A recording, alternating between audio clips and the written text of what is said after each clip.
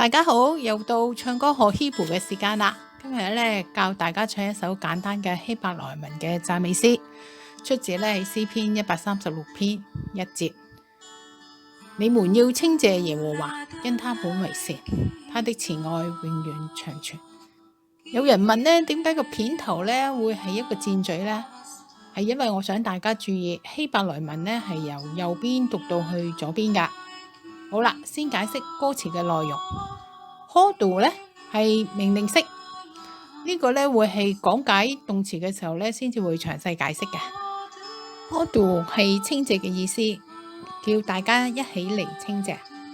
睇下黃色嗰部分，希伯來文嘅前置詞咧唔係一個單字嚟嘅，而係一個字母放喺名詞嘅前面。Lamed 咧配上唔同嘅單字咧，因為合併起嚟咧會影響原音噶。喺圖中你就會睇到啦，La Adonai，但係咧直到永遠呢個字咧係 Neona，Lamed 係冇原音嘅。睇翻上一集介紹嘅原音，有一張圖表，喺個圖表中咧有兩點嘅，好似冒號呢個符號，睇唔睇到？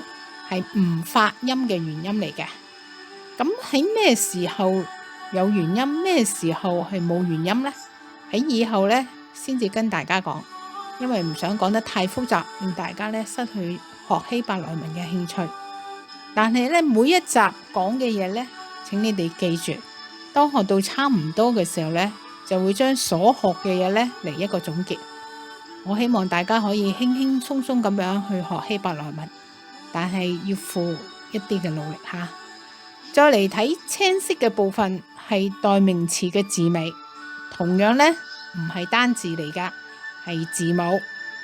字尾係 Wav 加上原音 O， 咁代表咩意思呢？再睇另外一張圖表，你哋呢揾唔揾到 Wav 加上原音 O 係代表咩意思啊？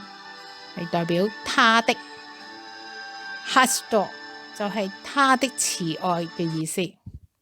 好，另外兩個生字 Ki 係連接詞，因為咁嘅意思。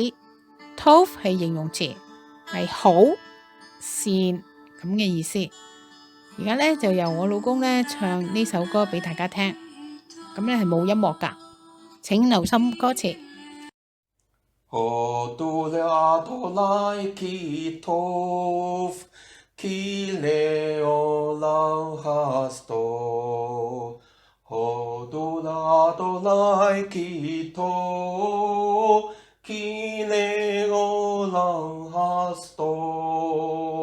Hodu, hodu, hodu, hodu, hodu le'Adonai ki tov.Hodu, hodu, hodu, hodu, hodu le'Adonai ki tov。